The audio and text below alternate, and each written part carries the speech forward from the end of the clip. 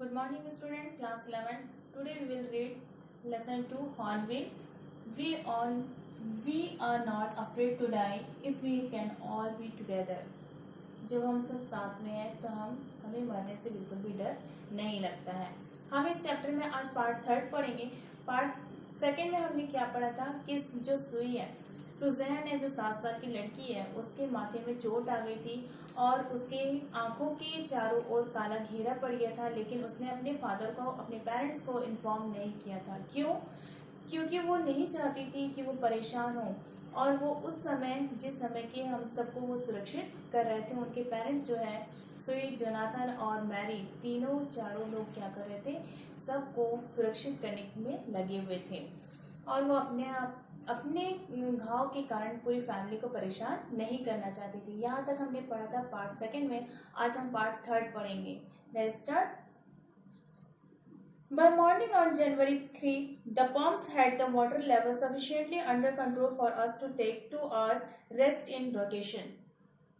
3 जनवरी की बात है और हमारा जो हैंडपम्प था वो क्या कर रहा था, बिल्कुल उससे हम पूरे पानी को बाहर कर चुके थे, और जो हैंडपम्प है वो पूरा अच्छी तरीके से पानी को बाहर कर दिया था, और पानी का जो लेवल है उसका स्तर जो अभी हमारे कंट्रोल में था।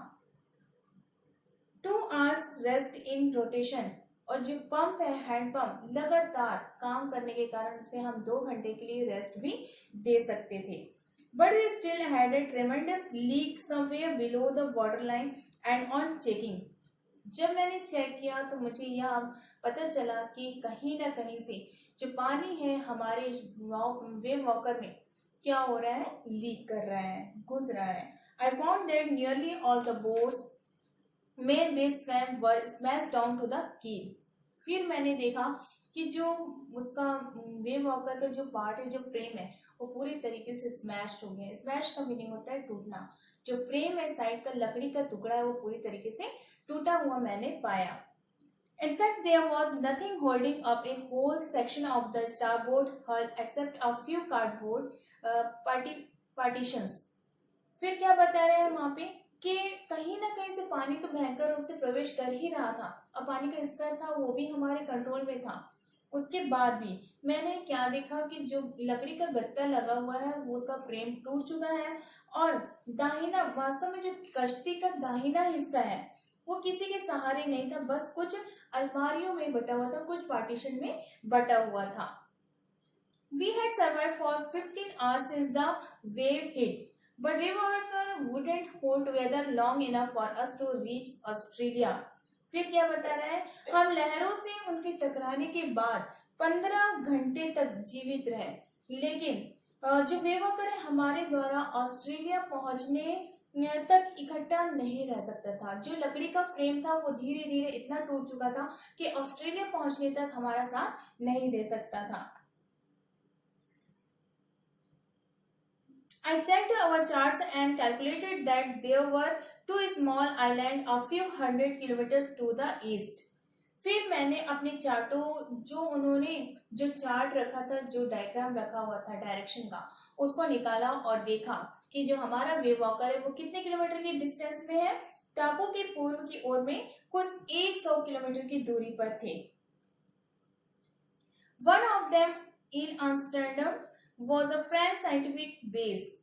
फिर बताया कि जो उनमें से एक ली एम्स्टर्डम, जो फ्रांस के एक वैज्ञानिक अड्डा था। वैज्ञानिक अड्डा का नाम है, क्या है, ली एम्स्टर्डम।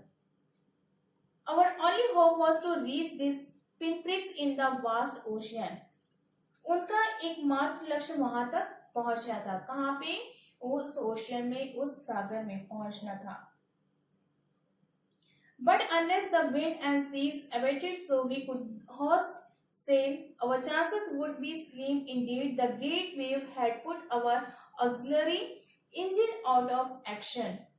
फिर क्या देखा कि जो हमारी जो विशाल समुद्र के आगे बढ़ने की ओर है वो तो थी, और जो छोटे छोटे जो छेद बने हुए थे, छिद्र बने हुए थे, उससे क्या हुआ था, छोटे छोटे छिद्रों तक पहुंचने की कोशिश की। लेकिन यदि हवा और लहरें बहुत ज्यादा तेज नहीं होती तो क्या कर सकते थे, हम आगे बढ़ सकते थे। वास्तव में जो हमारे आगे बढ़ने की संभावना थी वो बहुत ही कम थी। क्यों कम थी? क्योंकि हमारे वेव वॉकर का जो फ्रेम था पूरी तरीके से टूट चुका था और ऑस्ट्रेलिया तक पहुंचने का साथ नहीं मिल सकता था। और जो तरंगे बहुत ज्यादा तेज थी वो सहायक इंजन को नाकाम कर दिया था। जो सहायक इंजन, मुख्य जो इंजन था जो काम कर रहा था, उसको पूरी तरीके से नाकाम कर दिया था। On January 4, after 36 hours of continuous pumping, we reached the last 5 centimeters of water. 4 जनवरी से लगभग 36 घंटे लगातार पानी निकालते रहे और हम कुछ सेंटीमीटर तक पानी के पहुंच गए थे। Now we had only to keep pace with the water still coming in. अब हमें अंदर आने वाली जो पानी की गति के साथ में चलना पड़ा था। We could not set any sail on the main mast. और फिर क्या बताया यहाँ पे राइटर ने कि हम मुख्य मस्तूल जो था, जो मेन मास्ट था, उस पर कोई भी पाल नहीं लगा सकते थे। इतनी तेज लहरें थी, इतनी ज्यादा तेज हवाएं थी कि जो मेन मास्ट था उसको हम लगा नहीं सकते थे। Pressure on the rigging would simply pull the damaged section of the hull apart, so we hoisted the storm jib and headed for where I thought the 2 islands were. जब हमने जो मस्तूल को सहारा देने वाली जो रस्सियां थी उस पर दबाव पड़ने से कश्ती के खोल को नष्ट कर सकता था। जो पाल बना था, जो मेन मास्ट था, जो स्टॉर्म जीप था, उसको इतनी तेज लहरें थी, हवाएं थी कि उसको पूरी तरीके से नष्ट कर सकती थी। I thought 2 islands were. फिर मैंने क्या सोचा, इसलिए हमने छोटी तूफान वाली जो पाल थी उसको लहरा दिया और उस ओर पे मैंने देखा, सोचा कि 2 टापू होंगे, 2 आइलैंड, छोटा सा द्वीप होगा। Mary found some corn, beef and cracker biscuit and we ate our first meal in almost 2 days. और 2 दिन के बाद में हमने पहला अपना खाना भोजन किया था। उसमें हमने क्या क्या रखा था?